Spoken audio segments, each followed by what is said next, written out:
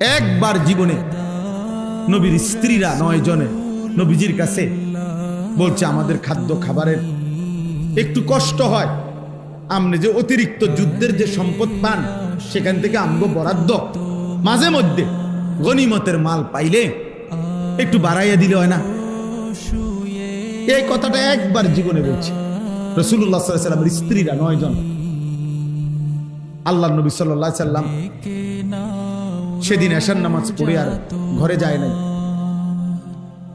মনটা কষ্ট পাইছে, হায় আমার বিবিরা দুনিয়া চাইলো, আমার ঘরে থাইকা আমার বিবি হইয়া ওরা দুনিয়া চাইলো। তো মন খারাপ করে যখন তিনি মসজিদে বসে আছেন, এশার নামাজের উপরে ঘরে যাচ্ছে না হুজরায়, তো আল্লাহ তাআলা বলছে, বন্ধু, ইয়া আইয়ুহান নাবিয়্যু কুল লিআজওয়াজিকা ইন কুনতুন্না তুরিদনাল হায়াতাদ দুনিয়া ওয়া যিনাতাহা ফাতাআলাইনা উমাত্তিউকুন্না ওয়া উসাররিহুকুন্না সারাহান জামিলা। আপনি যান, ঘরে যান, মন খারাপ করেন না। আপনার বিবিদেরকে গিয়ে বলেন, হে বিবিরা, যদি তোমরা দুনিয়া চাও, সম্পদ চাও, তো যা লাগবে, যা কিছু ফার্নিচার, আসবাব, গহনা, কসমেটিক্স যা লাগবে বলো, আমি সব তোমাদেরকে দিয়ে দেব, এক শর্তে, শুধু আমি রাসূলের স্ত্রী এটা ছেড়ে দিতে হবে। বুঝেন নাই? মুহাম্মদের স্ত্রী থাকতে পারবা না, আমার থেকে তালাক নিয়ে নিতে হবে, এরপরে যা বলো সব দেব, সব দেব।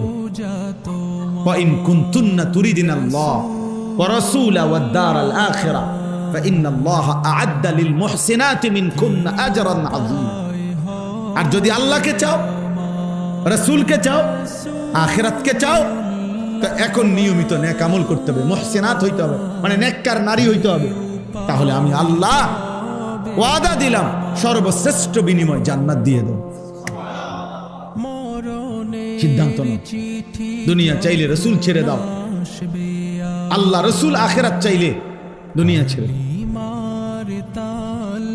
আল্লাহ নবী সাল্লাল্লাহু আলাইহি ওয়াসাল্লাম আম্মা জান আয়েশা রাদিয়াল্লাহু তাআলা আনহাকে বলছে, ঘরে আয়েশা নবীর স্ত্রী আয়েশাকে, আয়েশা শোনো, তোমাদের দাবি দেওয়ার ক্ষেত্রে আল্লাহর পক্ষ থেকে এখন আয়াত নাজিল হয়েছে, আমি শুনাইতেছি। তবে ভূমিকা বলছে নবী একটা, যে আয়াতটা বলার আগে আগে শোনো, তৎক্ষণাৎ জবাব দিও না।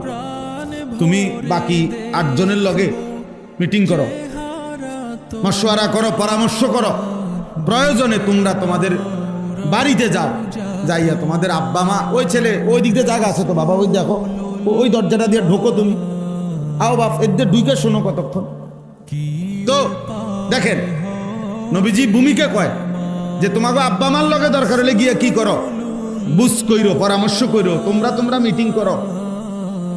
তো এরপর উত্তর দিলে চলবে, নগদ উত্তর দিও না।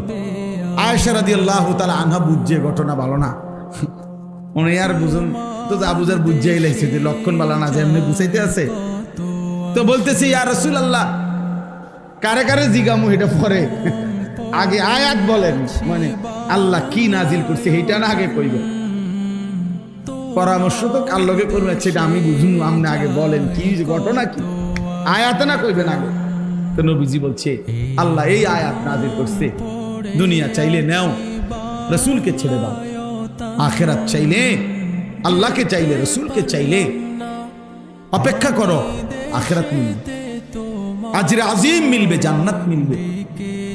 আম্মা জান আয়েশা রাদিয়াল্লাহু তাআলা আনহা বলেন, আল্লাহর কসম ইয়া রাসূলুল্লাহ, কাউকে জিজ্ঞেস করতে হবে না, বাকিদের লগো পরামর্শের দরকার নাই, মা বাবার পরামর্শ দরকার নাই।